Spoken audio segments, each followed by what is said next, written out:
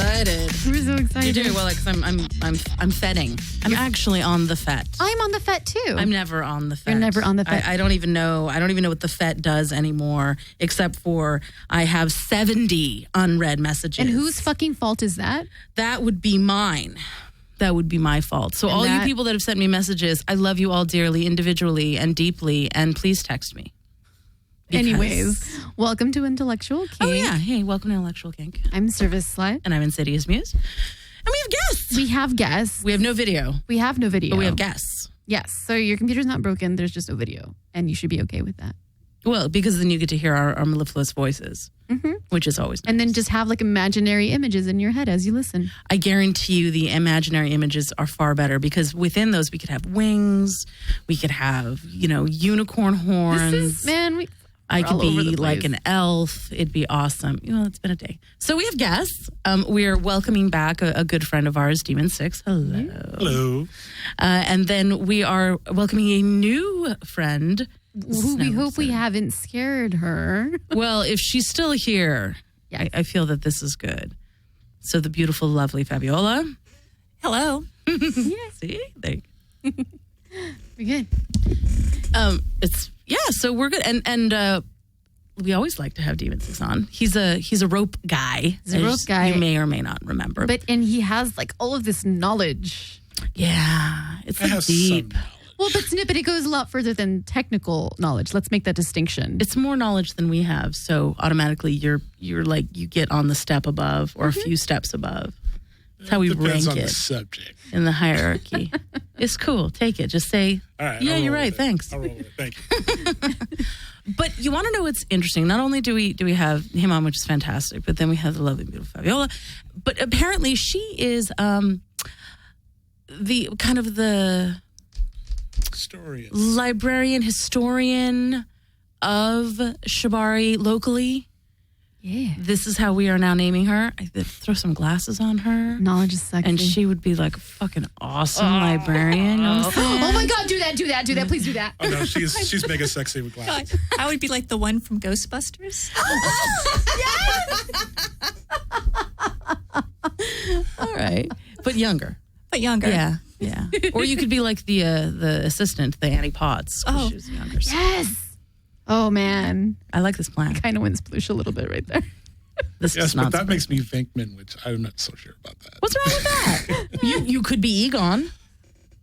Yeah, okay. There are worse things. I could go with that. Right, so there are worse things. It's all about how you spin it. That's true. And then, Anyway, we're not going to go into Ghostbusters play, although that now I have concepts, I have ideas. How do we do that? So, what's up, man? Not a whole lot lately. Not a whole lot. We have a lot going on in LA coming up. We have Otanawa coming in very soon. That's being done by Ojipan or Andrew. We have a gentleman coming in November, a gentleman by the name of Kazami Renki coming in. He's doing his own thing, which is interesting because that is going to be one of the first times that a Japanese Nawashi has actually done his own thing. Like normally when a Japanese Nawashi comes over, they're sponsored by some club or something, and he's coming in himself. Hold for 2 seconds. You're using these words, and they're awesome words, but I don't speak the Japanese, so I don't know what a Nawashi is. Which one do we want to break down? Okay, Nawashi. And then the first one was an Owanda or something like that. I don't know what that is.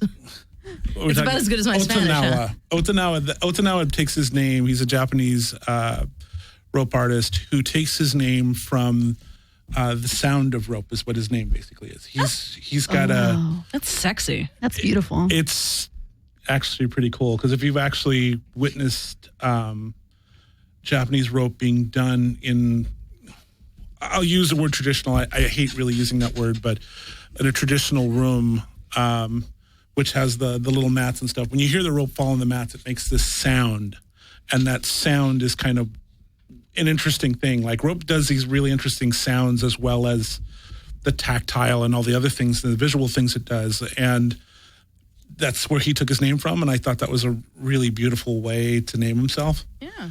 And then there's Kazami Renki, who was in Chicago for ShibariCon this year, who is coming in doing his own thing here in LA. He's actually other than getting a little help and renting the club and a little help from Kiko Rope, he's doing his own event. Like most of the time, like some club sponsors someone to come over. This is his thing. It's independent of everybody, which is great. It's like self-publishing, but with rope. Yeah, with rope. Yeah. And he's a Nawanda, Naboo, and Nawashi. Oh my God. Naboo sounds kind of interesting. I'm going to be now. universally offensive as I usually crap. am. It's cool. Stop butchering other languages. Why? It's offensive. Then I'll go to French and I won't butcher that. How's that? Better? Basically, Nawashi just means rope artist. They put in Japan, they add professional to that title. But the word that word of Japanese rope artist or professional rope artist, there's a number of ways to say it. They say kimbakushi, they say nawashi, they say rope artist. I mean, and that's one of the kind of the.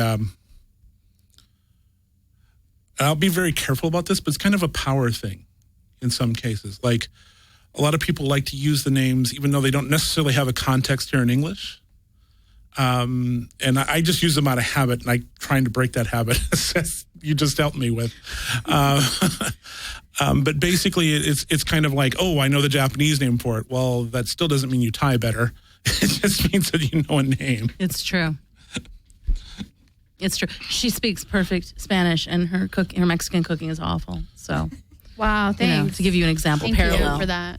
Oh, you want to talk about funny? Fabiola is fluent in a number of languages, but here in LA, she's shaking her head. But yeah, this happens. Okay, people talk to me in Spanish, and I'm third generation Mexican American, so I don't know the home language. I don't speak it. I'm sorry. Take one for the team. Yeah, really, I should. But people come up to me and start speaking Spanish, expecting me to understand it, and they get a response back from Fabiola, who does not look Spanish, really. You feel so strong. Well, it's well, because you're a white girl, but you're not a white girl. I'm not a white girl. Exactly. Yeah, it's all who you identify as. It's true. So what's the guy gonna do oh my here? God. I'm not gonna butcher the name, so I said the guy. Okay. Kazami, you could use that. Plan? That would work. What's his plan? Like, is he just gonna be like, hey, did he like just drop a name and people show up? I mean, or is there like a set list? It could kind of work that way for him because he's kind of a little bit better known than some of the other people here in America. But for Kazami's planning to come in and do some basic rope instruction for someone like you two who say you don't know much about Japanese rope, he'll actually have a class geared to you. This would be exciting. I totally want to go. Well, yeah, and because for people like us, sometimes it can be a little intimidating. A little? It's a lot intimidating. The whole rope world, you're like, it's over there. And I've dabbled in it, but I'm like, that's still really over there. But that's... Funny we're going to get into this subject right away, but... It's perception, and I get it, but it's still very real. Yeah, but I mean, it's... Mistakes have been made. In the sense of... A lot of people have used having to know what the Japanese do as more of a power structure than an educational structure. We all do rope, and we're all brothers under that element. We all live under the same sun. We all do rope. Whatever rope you do is acceptable, just as long as you don't hurt anybody. Right. But we all do get a little intimidated, and I went through an experience as we shared. Mm-hmm. So yeah, I mean, I for a long time I didn't get it. I didn't get I'd hear you say talking about it. I get intimidated by this, and I hear other people talk about this, and I had no emotional connection to it at all. I get that now because there was a recent experience at Threshold where another name that you will totally butcher, which is totally okay because you don't speak the language. I am a white American, right? That's the thing. That is allowed under the law, yes. Ferguson, too soon? Oh, my God. Oh. Shut up. What? Stop talking right now. No. Please continue before she says something else. I think I better move quickly now. But I didn't get that intimidation factor. And the gentleman came in with a group of people into Threshold, my home dungeon. And I, for the first time, felt that emotional connection to, I'm the next guy up doing a suspension, and this guy is going to be watching me. And that was an interesting feeling for about 10 minutes. It was kind of like, okay, well, this is going to happen. And I began to realize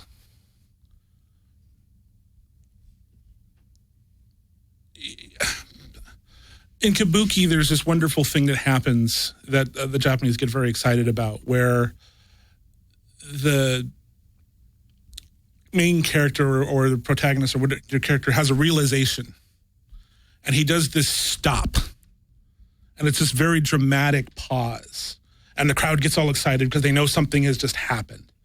I kind of had that kind of a moment. I realized, oh crap, all these people have been listening to people like myself and other people spout off all these Japanese names and do these different things and not that we didn't have empathy, but I don't think we had the right kind of empathy to understand that that's an intimidation. Mm-hmm. That basically lays down the law for everyone else that you have to do this our way. And I don't think any of us really intended it that way. And if we did, that needs to be dealt with. But it was kind of one of those things of we need to say, okay, this happened. That was a mistake. We didn't mean it that way. Let's move on from here. And it was a good moment for me. It was a good moment to reconnect with who I believe I am. Now that I don't believe in celebrity. I don't believe in building a reputation for myself. I don't believe in being the big shot in the room. One of the wonderful things about my rope family, Devil's Mask, is I don't get to assume power. Even though Fabiola and I are the founders of the feast, so to speak, in a sense that we helped start it, we don't assume power for that. Everybody in our rope family is an equal, and everyone's loved. And sometimes that's a rather difficult proposition. I mean, we go through our dramas, but everyone has a say in things. Everyone takes care of each other, and I think that's been a monument to our successes so far, that we've been able to do that. And I don't think Fabiola and I would have a group of people we'd rather be with. It's radio. Sorry, I forgot. She was nodding but wasn't speaking. No, and I think that to just briefly kind of extrapolate out on that experience, you had that moment of, and not even that stop and that realization, that reconnection of who you are, but before that, when you had that kind of, for lack of a term, intimidation, you had that experience, you empathized for a minute with all of those other people speaking about rope. It parallels any other kind of play, not just rope. Anything that someone feels intimidated about, whether it's, oh my God, I'm never going to be able to crack a whip, I'm never going to be able to use a flogger on someone, I can't believe those people cane. The one reason that rope gets singled out is because part of it is jargon. Part of it is jargon. And anybody that's worked professionally, that's changed fields or industries, understand that half of the battle is jargon. Once you get the jargon, you're there. But the truth is, rope requires a cerebral education to a level that I believe is beyond the understanding of whips and floggers. And you have to have kind of a basic knowledge of those things. But rope, you're like, well, what kind of rope are you going to use? And what are the advantages? And what are the pros and the cons? And what's this knot? Well, what is that knot? I don't know. And what am I doing? And oh my God. And then there's tendons. And then there's nerves. And I feel the same way about that with like floggers. Okay, there's rabbit skin and deer skin and how many strands it has. If it has one strand or two strands or it's a tongue or something. So, okay. I mean, but there you go. Right. Well, and then I think maybe something that underlies all of that is, having an understanding of its roots, because anybody can pick up any of those instruments, any of the rope, and do something silly, right? You can have the skill set, but I think also having an appreciation for where it comes from, what it was meant to be used for. I think, how many people... Religious persecution? Oh, my... Am I wrong? Right to the negative. Fuck, man. Am I wrong? No, but you're on a fucking roll, dude. Anyways, but I'm saying having that appreciation where, people make mention about, old guard and shit. Yeah, well, and there is a wonderful element of BDSM that does that. We do have our histories, and I can't speak too much to the old guard leather, though I was leather trained. Like, if you ask me different things about the history of actual leather, like what the gay community had in leather, I probably couldn't tell you very much accurately. The wonderful thing about Japanese rope, which is in parallel in some ways to the leather tradition, I can find in the Japanese tradition a number of the things that they thought were hot, a number of the things that they thought in their history were good things to think about. And you have, we talked about this the last podcast, but a gentleman who passed, Nareki Chimio, which is a gentleman who was 82 years old and was still tying almost to the very end. But Nareki talked about a number of things, and he talked about passion. He talked about not so much his rope does this, and Fabiola will have to help me here. Now, he does a lot of really complex, really strenuous torment type tying. But when he talks about his own personal pleasure, it's going to a hotel with a piece of cotton rope, one cotton rope, and just tying a partner on a bed and enjoying it. And that's it. He says, he wants them dressed at first so we can undress them in the process. He says, people who don't understand that don't quite get bondage, in his opinion, and that was it. Very simple. So for him, the elaborate ties, that was about performance. And then what did he say about the simplicity that he enjoyed? He enjoyed it because he could do what he wanted, what he was passionate about. He considered that people who were really into it were rope fetishists. And he wanted to enhance the rope fetishism. He wanted to find the story in his partner and bring that to life and get the reaction. But when he works for SM videos or movies or photos, he has to do it for somebody else's time. Mm-hmm. So he is what he called a hand talent. He did the bondage sometimes as loose as possible so they can act in it. And it really wasn't what he was into.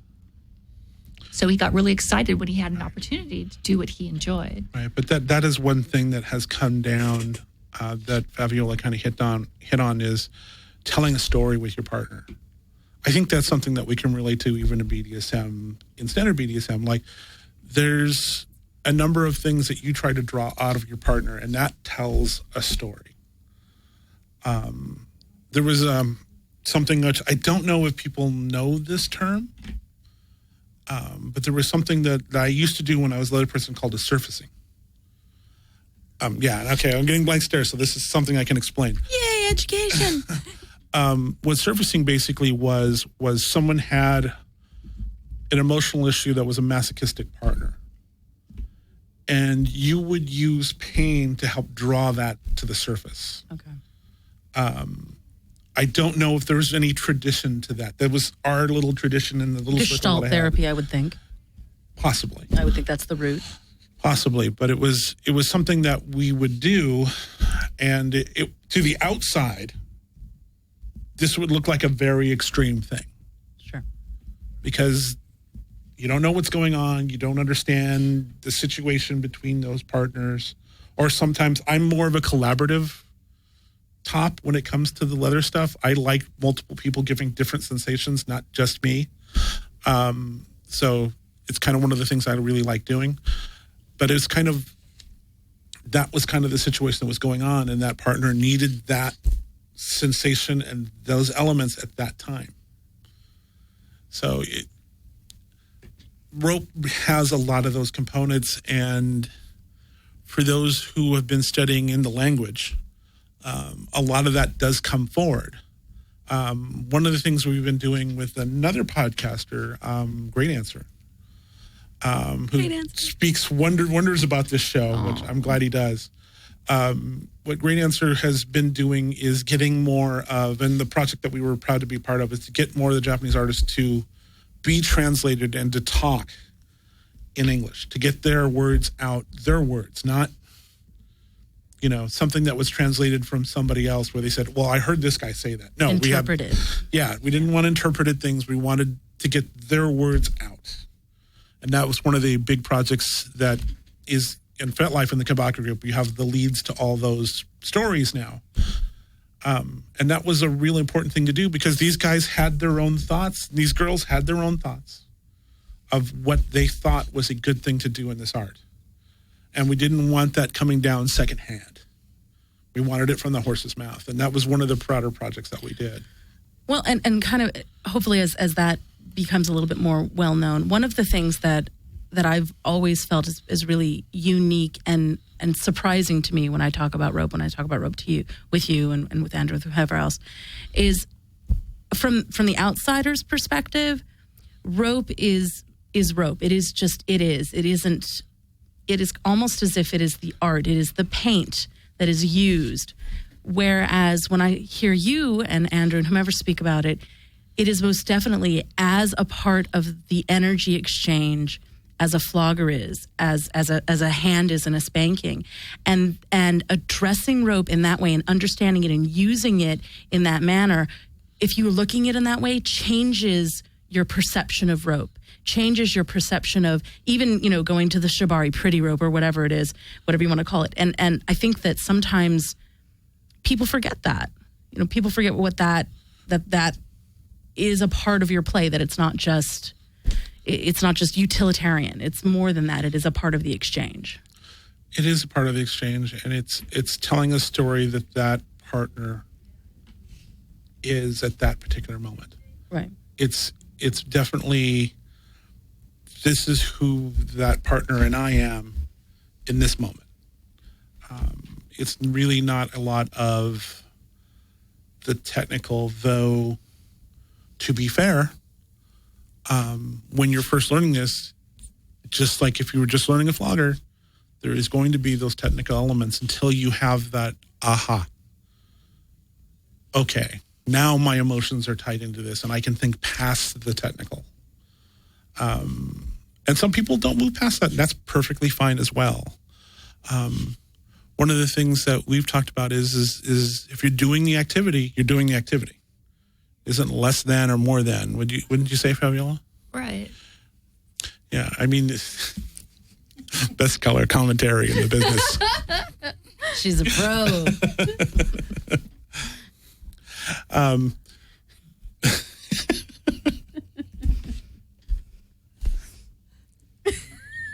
Sorry, we're not going to have a giggle fit here. No, but it was kind of funny. But it's very important to make sure that story's told. And one of the things I try to remember when I'm going into tying a rope scene, I try to make sure that I need to have my perception as wide open as possible. Because I need to hear that person I'm tying. And it's not necessarily voice. It's the movements, it's the body, it's the sounds. It's all of the package that you need to be perceptive of. And I really enjoy hearing that, because that's the same way it is with any other kind of impact play. But you don't hear people talk about that.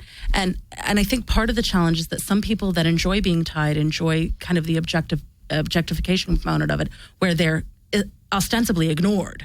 Mm-hmm. They're just there. They're completely irrelevant. Sign me up. Right. And that's something that you really enjoy. But this, if you're opening it up to what the experience is, if that's what they're feeling, then that's where you can go. But if you're breathing life into the rope and into the experience and into the exchange, and you're opening yourself up to that, then it opens it up to be beyond just that concept of being objectified, about that concept of being restrained, controlled, limited, etc., whatever the fantasy is. And I think that if we're looking at it and we're removing that obligation, I believe, from the top perspective, to be able to expand that perspective, then I think that we're limiting not just ourselves, but the bottom and the experience overall. The bottom is, this is a cliche that everyone uses, but it happens to also be true. The bottom is the main focus of the entire experience. It can't be any other way.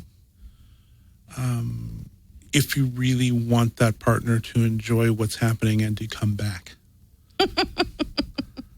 Repeat customers.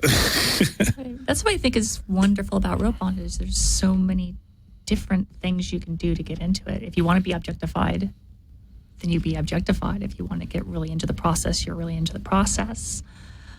Well, let me ask you this historically, because before we got on air, it was discussed that Fabiola has knowledge dating back to the 1800s.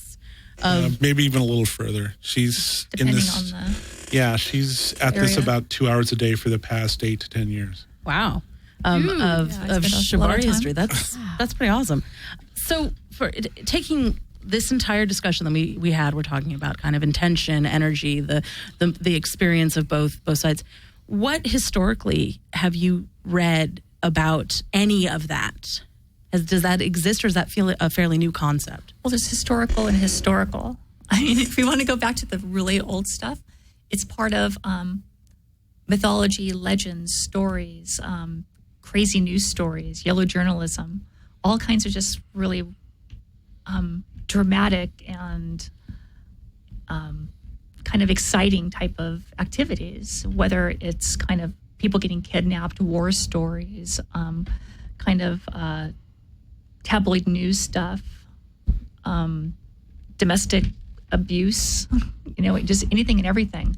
And people, of course, also the official government uses of rope as well as part of taking care of criminals, all got fetishized and eroticized by people over the years. And of course, people see things and it churns in their imagination. They want to hear about it, and it gets in stories, just like we have detective stories now where the detective gets tied up, They had that as well. I've just been reading a story over the past couple of weeks from 1916. It was a bunch of sad stories that was compiled into a book. And this one story was a young girl who was orphaned, sent to live with her uncle and aunt. And the aunt was just completely cruel and mean to her, would beat her whenever she made a mistake, treated her like a slave. And one day the cat stole the mochi cakes. And so the aunt came by, saw them gone, blamed the girl. And when the girl says, no, I didn't do it, goes, oh, you're a liar too, tied her up, put her in the closet all day and all night as a punishment. And there's an illustration that goes with it where the girl's tied up in that classic pose you may have seen with the arms crossed behind the back and the rope around the chest, with the cat kind of peeking in the closet looking at her, the thieving cat. And, I mean, those types of uses were in stories. Tarzan in the 1930s, Japanese trading cards for children would have like Jane tied up to a post, and it would have, again, that same exact tie, but this was the Japanese version of that, and how they interpreted it and how they would do the story. So people were picking this up, seeing it, eroticizing it, and doing it, but it was an isolated activity. It wasn't kind of a joint public thing that people were aware of until after the Second World War, when kind of this consciousness of SM appeared as something people can join in. Oh, sorry. But it was, the rope was done privately for these fetishistic purposes, for sexualized purposes, insofar as that's documented. Documented, we have some pictures of artists having done stuff, but how much it was eroticized or wasn't eroticized is hard to say because... Right. There's one figure that comes before the war, and it's a gentleman by the name of Ito Seo. Ito was primarily an artist, and Ito was drawing from a number of the things that Fabiola was describing. He was looking at a number of these pieces of art that are out there, and he began to fetishize it. And more importantly, he had a circle of people around him. That circle of people, which Fabiola can give us a couple of things from. Ito's maybe a really good example because he's kind of considered the catalyst for what we have now, the one who kind of started it out. His father was an engraver, so he apprenticed with engraving and then with painting. But he says even at a young age, he was interested in watching women being tormented, and in stories or in pictures, especially Snow Torment. Certain stories were... I remember that book. Yes. Okay. Yes. Right. And so as soon as she said no. remember, in his teens, he said when he would take breaks away from his work and draw the women and he'd put rope on them in bondage. And he said one time he was caught at it. He turned beet red. He was caught, but he said he got a passion with it. With his first wife, he tried it out and he realized that this is what he wants to do for the rest of his life. And so he started pursuing it, looking back at legends, myths, police practices, and he started to figure out how to do it more safely with his models, and then especially his second wife, Kisei, that who was kind of into it as well. And he would just try out different things and do some really crazy, outrageous things. And he kind of acquired the name of pervert, and he said he didn't care, And he became very well known through that. And he wrote his own autobiographies and articles on it. He started in magazines writing articles about how bondage was done back in the day, and things like that. But what's interesting is you get a number of the Japanese artists when they get interviewed will bring up some of this stuff. Some of them have no awareness of it. And I want to make that very clear because a lot of us like to make the claim of we connect to our SM fathers, so to speak, in leather. No, that's not the way the Japanese think of it either. Some do, some don't. So they're human beings. Yes, amazingly. That is shocking. Who would have thought? But the ones that do talk about this talk about a gentleman by the name of Minomoraku who comes out of Fabiola's like, no, because you could talk for decades about Fabiola. Sorry, I don't want to make it story time. I like it. Go. There was a story where his family were publishers and they had a publishing company in their home. And he said he grew up, with typeset as toys. And his grandfather collected bondage stuff. And so he would, in their warehouse for their publishing company. And so he would sneak up to go look at it. And one day he was going up the stairs into the warehouse and he crosses the top and he sees a pool of urine. And he follows the urine up to his mother, who's been tied against a post and left all day, tied to a post. And it turned out that his mother had been whose husband had died, his father had died. She wanted to run off with an actor. The head of the family heard about it, says, no, you're not going to run off with the actor, tied her to the post as the punishment to keep her from running away. And that stuck with him. And you've seen a lot of his art through the 50s and to the 70s was a lot of women being tied to posts or in that kind of situation. Right. And what's critical to talk about when you talk about this history is it does connect in a different way. A number of the discussions that come out are about something called hojujitsu, which is a martial form of restraining. It's basically the karate with rope, more or less, for those who are not educated in this. And yeah, hands raised. And what happened is when the reason I said earlier in your last podcast that Kinbaku's DNA is an art is they weren't looking at someone like, let's say I was looking at Service Slut and going, my intention is to arrest you, but I'm going to tie you in erotic Japanese bondage. That just doesn't, the sentence just doesn't quite make sense, does it? That really, they use that as a form to get base understandings of what patterns they could tie. But really, the history is about these stories, these chilly little things that made people hot. And then when these chilly little things made people hot, they started working on what's the idealized way of getting these ties. So we don't really have a connection per se to any martial form of restraining. We have a connection to she looks good like this or he looks good like this. My pronoun is she. No offense to anyone who does not use that pronoun. Hey, I learned this in a class that you're supposed to say that, so I do say it. Very true. But basically that these were the things that turned them on. And having a woman's hands tied high behind her back was a very erotic thing. It wasn't necessarily a, I'm going to arrest you thing, because if you look at the books talking about that, most women had their hands tied in front. A lot of the hojo that we've looked at is the women's hands are tied in front. They're not tied in back. So it's kind of like, well, how did that happen? Well, because they weren't looking at it exactly that way. Yeah. And what I think we have to realize in any way we do this form of bondage is what makes that partner look good?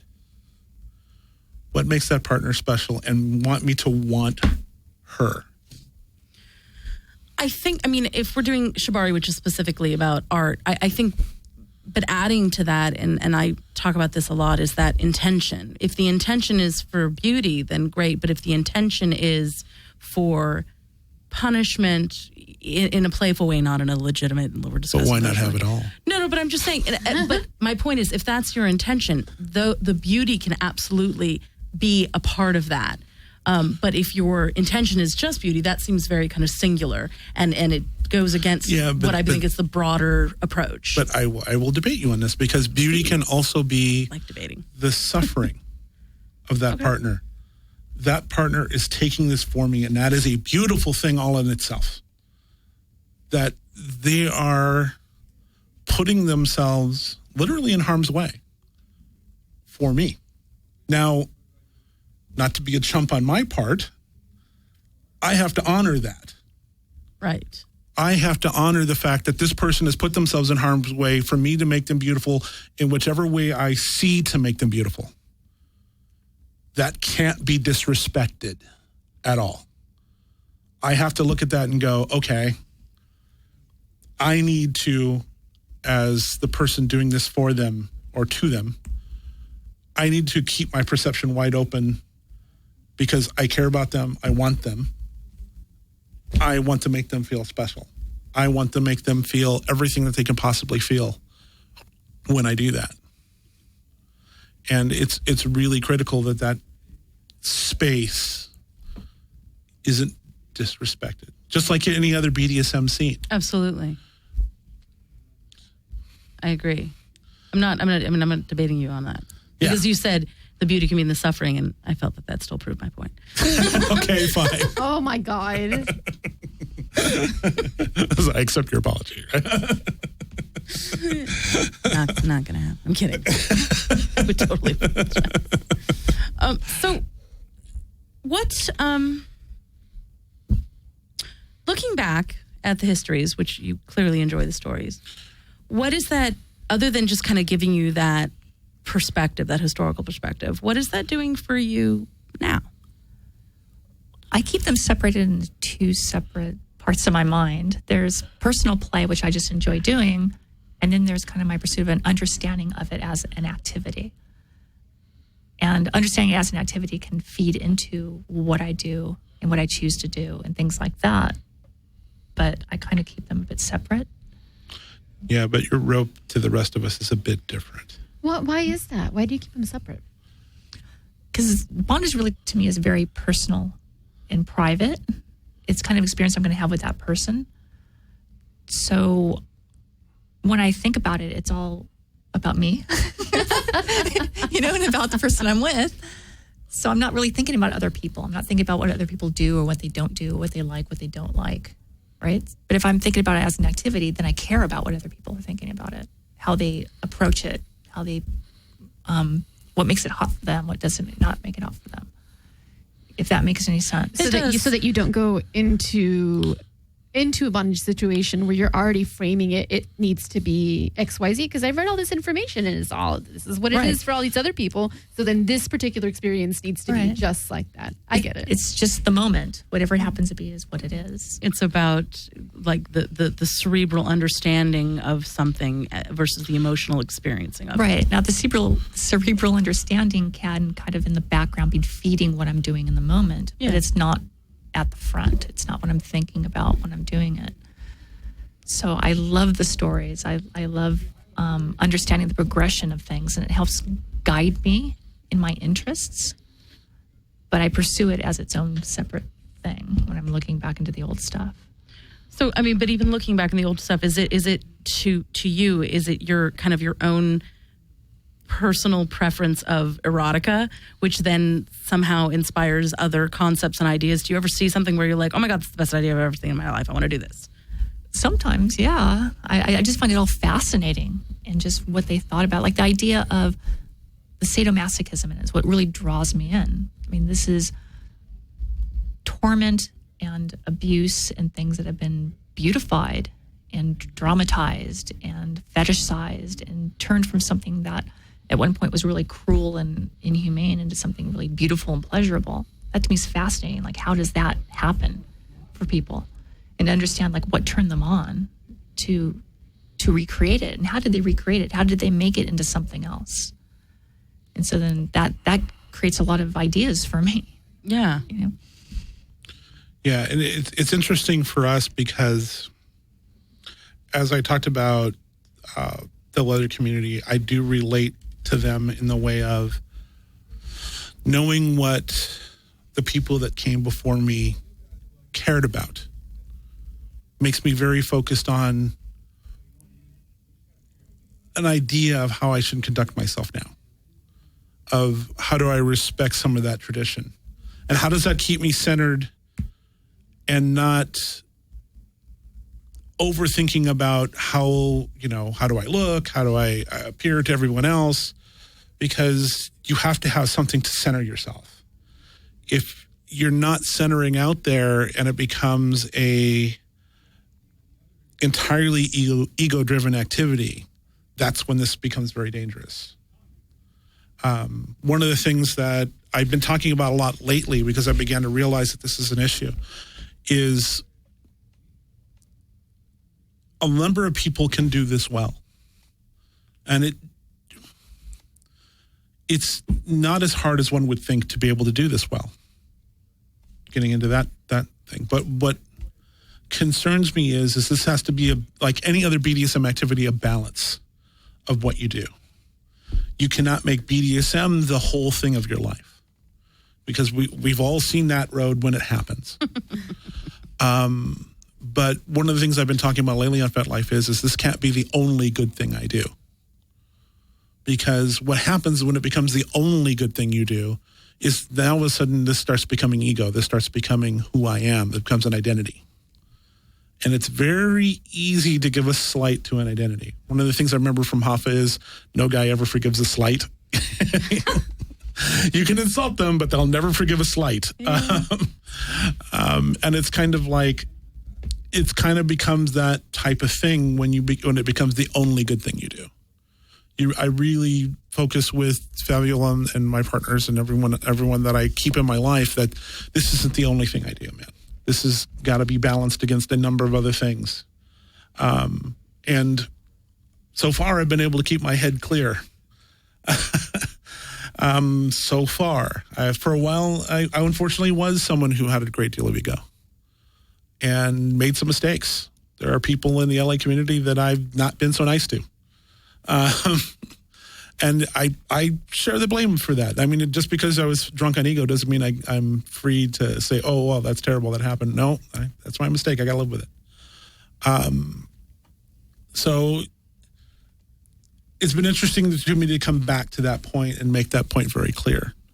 Because whenever I hear someone to me talking about, I felt so intimidated when you're in the room, my first point of empathy now is, okay, let's talk about this. What you're doing is fine. Most people in Japan would think you're advanced. And the reason why they would think you're advanced is because here in America and in Europe, we've looked at the guys who are the top end.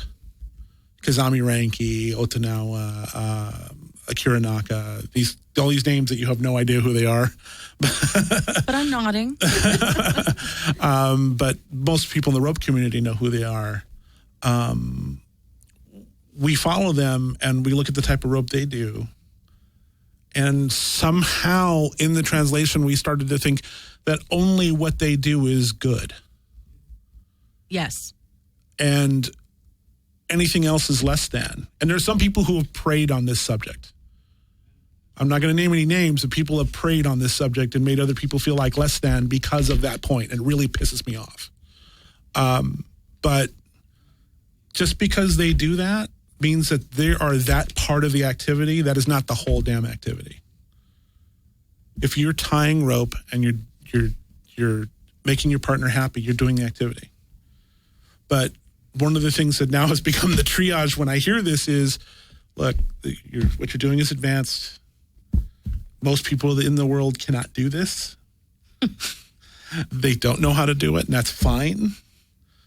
But just because you don't want to make a comparative of who I am to you. You are your own world. It's okay. And don't make this only your world. Do other things, man. Go out and have a good life as well as doing this and make your partners meow. That's all that really matters. Meow. I mean, all the rest of it past that is, I think it's fine if that's what you want to do and you're conscious of it, but I can't play that game anymore. It makes my soul sick. And I can't, soul sickness is not the way I want to play. I rather enjoy the people in my life now and want to continue to enjoy them. And I've been in that world where I've not been in that place, and it's not a good place to be. Yeah. From kind of the bottom perspective, I never asked if you were top or bottom, or are you switch? I guess switch. Okay. Well, then from Deadly switch, by the way. I can see that. She is that librarian that will fuck your shit up. The only person I bottom to is Demon 6. Everyone else I top. Okay. So. Well, but then in that experience, I mean,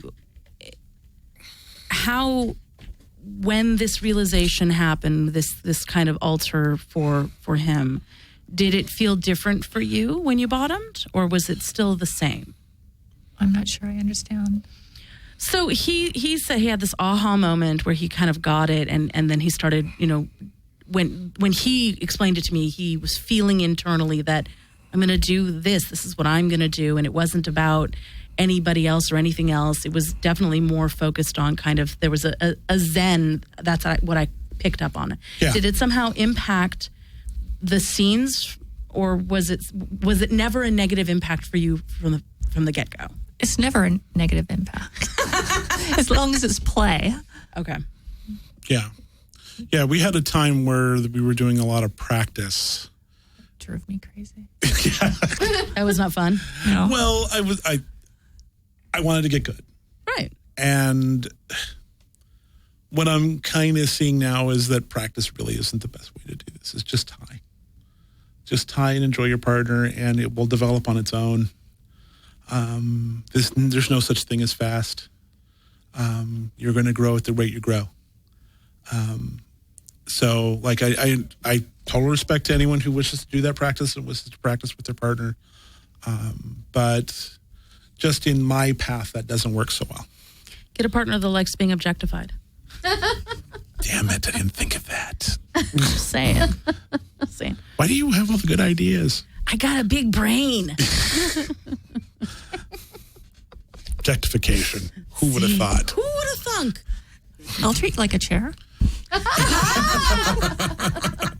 like where your head's at.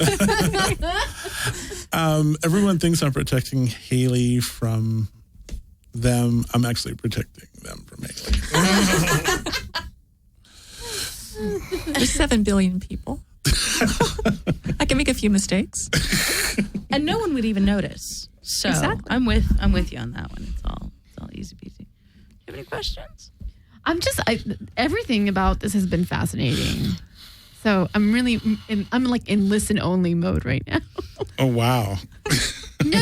But I mean, like active listening, I think it's just, I think from the top side, it's a different level of intimidation. I think from my end, it's, it's still intimidating, but it's also, it's really strange. Because you see those images and you think like, wow, I could never withstand that. I could never, that's some next level shit, And so from my end, it's intimidating in that way. So listening to all of this, it takes the edge off of that a little bit. Good. Yeah. But then again, it's as a rope top, it's about you. It's about your story. Well, it's a little bit about the top. Well, it is in the fact that I have to be able to read the room. Yeah. And I have to be able to read what she needs to make her feel beautiful in that moment. So that is a skill that definitely has to be acknowledged. But it's terribly inconvenient for someone who has submissive tendencies and just wants to please everybody. So that's, I hear that. And like my go-to is, you're doing something that's beautiful. You're doing this thing. And I don't want to interrupt the process by saying, I'm a little uncomfortable right now. Yes, we've had those moments.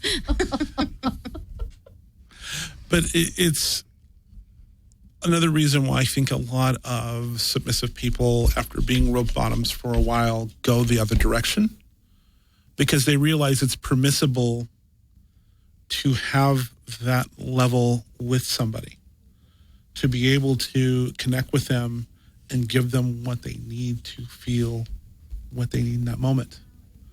There is a certain level of submissiveness to that as well.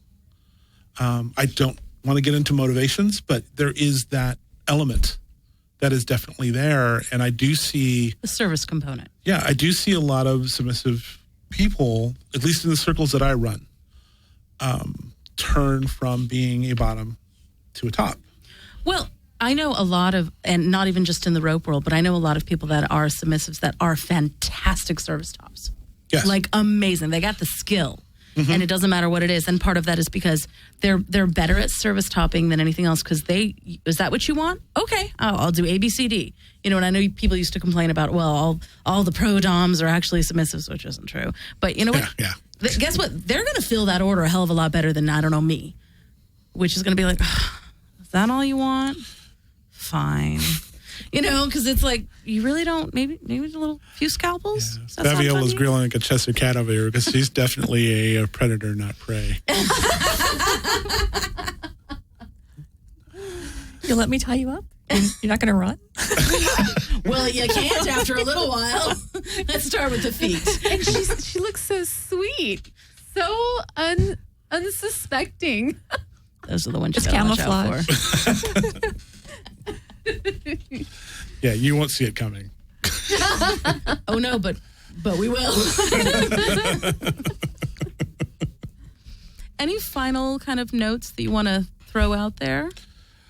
I just think that I think it's good for people to get any amount of knowledge they can get. I think it's really important that we just, at least when it comes to the rope world, focus on connecting on a human level. And in the BDSM world in general, there are a lot of good voices from the past that we look at that are good examples for us. There are a lot of good voices coming out of Japan and a lot of good voices coming out of America and Europe, to be quite frank, that are starting to get us on this path of being focused on taking care of each other and not so much building a community and building a community that services celebrity. I think of the concerns I had before becoming a more public person, because until really your podcast, a couple other podcasts, I was not a public person. I was more, we'll put information out, and then we stopped putting information out, which was a whole other story we'll get into someday. And I didn't really want to get involved. I didn't want to empathize. I didn't want to know what these other paths are, because it was just too much to deal with from where I was coming from. And I needed a good 3-year separation from the world I was in before I was ready to start dealing with the community and start teaching and being empathetic and trying to actually help. And I think it's really important that we just think about everything on the human level from whatever perspective you're coming from, and to be able to hear the people around you and care about what's going on. I think it's a difficult life as is without us having to complicate our kink. Hear, hear. I think those are some fantastic closing words. We're running out of time. This is Intellectual Kink. You can follow us on the Twitter at Kinkallectual. I am at Insidious Muse. At Service Slut. Do you have Demon 6 on Fat. Demon 6 on Fat. Fabiola Yervu on that. On Fet. And we'll be back in a couple weeks if I'm in town. Bye. Good night.